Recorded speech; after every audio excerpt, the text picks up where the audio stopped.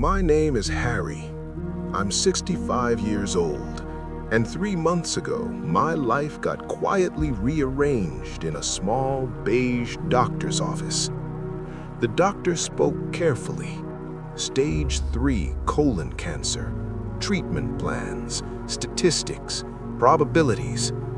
I remember nodding like I understood, but my eyes were locked on a faded poster about digestion taped to the wall. It felt unreal, like someone else's appointment. What surprised me most wasn't fear. It wasn't panic. It was the thought that slipped in uninvited. So this is how it ends. Nobody prepares you for what happens next. The first week is all logistics, phone calls, paperwork, research. You move on autopilot. You're efficient, responsible, strong. It's the second week that breaks you. One morning, I woke up before dawn and looked at my wife sleeping beside me, and I started crying. Not because I was afraid of dying, but because something far worse hit me. I saw my entire life at once. Not memories, choices. Every road I took because it was safe. Every turn I didn't take because it felt risky. Every version of myself I postponed for later. I realized something then. Cancer didn't bring death into my life. It brought clarity. And once you see your life clearly, you can't unsee it. And what I saw next forced me to confront a truth I'd avoided for nearly 40 years. For most of my adult life, I was an accountant. 38 years. I was good at it. Paid the bills, raised my family, retired with stability and a pension, the whole checklist. From the outside, it looked like success. But here's what I never said out loud until recently. Most days, I hated it. The office lights, the endless reports, the quiet competition, the feeling that my time was being traded away in neat little increments. I stayed because it was dependable, because people rely on you when you're dependable. When I was in my early 20s, I wanted something different. I wanted to work with my hands. My grandfather taught me woodworking when I was young. We built a crooked bookshelf together when I was 12. It's still in my living room. But dreams like that don't come with guarantees, so I chose the sensible path. And to be fair, it worked. It just wasn't me. I'm not here to tell you to abandon responsibility. Life doesn't work that way. Bills exist. Families depend on us. But somewhere along the way, many of us confuse making a living with living. And I didn't notice how much of myself I'd set aside until I was forced to ask a question that suddenly had a deadline. What would I regret if time stopped being theoretical? The answer changed everything, and it led me back to a place I hadn't visited in decades. After my diagnosis, the doctors outlined an aggressive plan: chemotherapy, monitoring, possible surgery. I agreed. Of course I did. But I did something else too. I went into my garage.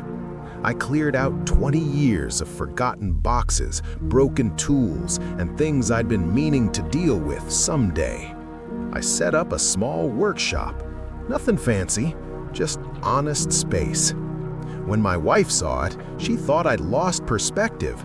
"Shouldn't you be resting?" she asked, "saving your strength?" Some days, the chemo drains everything out of me. There are mornings I can barely stand long enough to make coffee. But on the days I can work, even an hour, something changes. I feel awake, present, alive. Recently, I finished a small jewelry box for my granddaughter. Walnut wood, maple details.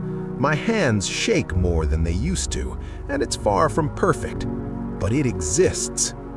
Cancer teaches you something brutally efficient. You don't have unlimited time to become who you're meant to be. We all pretend we do. We tell ourselves we'll get to it later, that tomorrow is guaranteed. Sometimes it isn't. Sometimes it comes with conditions. I started noticing the regrets that hurt the most weren't dramatic mistakes, they were quiet ones. Missed evenings, delayed trips, later conversations that never happened. And then my son said something I wasn't ready to hear. What he said forced me to confront a regret I can't undo, but you still might be able to. My son visited me last month. We were standing in my garage, and I showed him how to use a chisel properly. He looked at me and said, "Dad, I didn't know you could do this. I wish you'd taught me when I was a kid." That sentence stayed with me. Not because it was cruel, but because it was true. Here's something we avoid admitting. We're all temporary. Every one of us. Some people just get the timeline earlier. That realization sounds dark, but it isn't. It's freeing. It strips away the noise. I don't argue about things that don't matter anymore. I don't chase validation. I don't worry about being impressive. I focus on what feels real. Long conversations with my wife, calling my children just to listen, teaching my granddaughter patience through sanding wood, feeling sawdust on my hands. None of this will change the world, but it changed my world. If you're watching this and thinking, I can't just drop everything, that's not what I'm asking. I'm asking you to look honestly at your life and ask, am I living or just maintaining?